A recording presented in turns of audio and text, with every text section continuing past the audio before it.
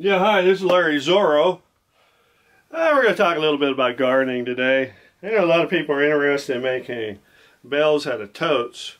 Well, you know, they're not for animals, they're not for storing away your hay bales, but they do come in handy for growing. I grow through a PVC pipe, not in the PVC pipe. I use the PVC pipe as a guide to put the soil in the middle of the bale. When you're making your bale, just put your PVC pipe down on about a 1-inch layer of hay, and then just start packing it around it. And when you're ready to grow your plant, you just kind of pull it out as you add your soil. Keep pulling it up, add your soil, pulling it up, and that's how you do it. And I don't know about you, but I still can't get over the no-dig gardening of the straw bale revolution. It says, hey, no digging. Well, I know you don't dig in the soil unless you're digging the soil in order to put on the bale, or digging the manure to put on the bale. But if you really look at their literature, they have to dig, you know, with a sharp-edged trowel. They have to keep razor sharp in order to dig a hole in it. Why not just make it in a tote? It's a lot easier than trying to dig a hole in every bale. Can you imagine that? I got 40 or 50 bales. You're going to do that to every bale? I suppose if it's rotted enough, it'd be good. But how are you going to rot it? I got hay bale out there still waiting to, you know, you should be able to overwinter it, and it becomes real nice and pliable. I can't even stick anything through it. I tried my super digger. It was starting to dig a hole, and it just takes forever, like that with my super digger. Anyway, to me this is a whole lot easier. My techniques, don't get me confused. I'm not trying to sell you on straw bale gardening and all their techniques. My techniques are unique. They're all Larry Zoro's techniques. Now, I'm not taking credit for the hay bale revolution or the straw bale revolution like some people do. You know, to me, I think it's funny, but I actually kind of believe it, how it got started. You know, there's a cow, let's just call her Betsy. She pooped on a bale. A big old pile of manure was on the bale, and all of a sudden, a few days later, the farmer noticed, hey, there's something growing. There's a seedling. Oh my gosh, the hay, it's growing in hay. No, it wasn't growing in the hay, it's growing in the manure. Nothing grows in hay. All you got to do at the end of the season, pull up your straw bale or your hay bale you use for gardening and look for roots. You won't find it. You got to have growing medium. Either you, like that guy I read about, using a sharp trowel and digging a hole and force feeding it with a bunch of fertilizers.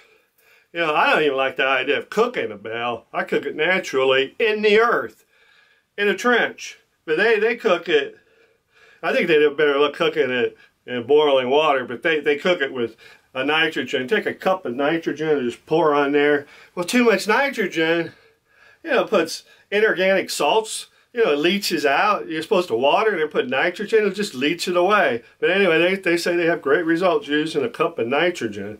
No wonder their plants look green, but look at the fruit. They have very much vegetables growing.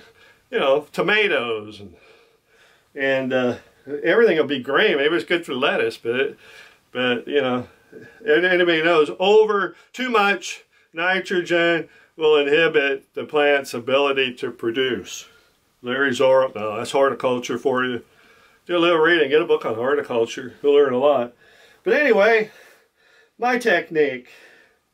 Now, this seems to be, everybody wants to do in totes. Well, I bought this tote because I have an idea. I'm going to probably share it with you later on YouTube to make a tote hay bale station. It'll make it a lot easier to make hay bales out of totes. But anyway, like I said, you put the medium in, and what do you do next? You lay it on top of your ground, you know, and you let the rain come and just let the water not reach your plant, just leach through or something. No, I dig a trench. Okay, you're in a canal. You know, farmers use canals in order to irrigate. And they got these little canals, and they divert the water this way or that way. And well, the whole idea of a canal is to get the water where you want it to. Well, duh, I didn't come up with the idea, they did. I just used, hey, why not grow in the canal? Put one of these things in their ditches. You know that, make it a little bigger, and that's what I did. You just put one of these in there, and look, I didn't have much of a garden last year. I had about 7 or 8 plants, mostly tomatoes and peppers that I like. But I tested to see if it could survive the 100-degree weather and the drought that we always get in Missouri. And sure enough, I was going to Erie helping old people, and I come back and my plants are still alive. I couldn't believe it. It's still, you need a certain amount of water, and they got none.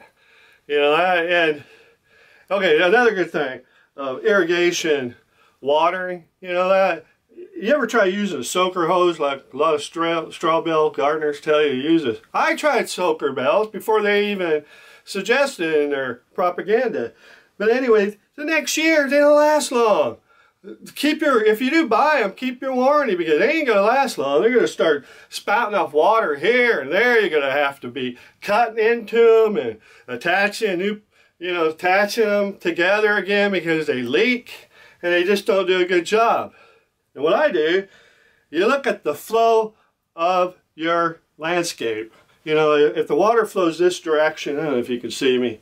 If the water flows this direction, then kind of make a S shape going in that direction. That if the water's flowing this way, you want to come across this way with your trenches so it can capture all that rainwater. Now, it comes to watering. What am I going to use to water? A little simple hose. You stick it in. You have all these trenches interconnected like a big S shape, and you just put water on one side, let it trickle down, and before long, all your bales are watered. Wow! No soaker hoses. I just put them out of business, didn't I? I'm sorry. Well, let's go on. This is getting to be a long video. I just want to show you real quick. 7 minutes. I'll have to shorten this thing up.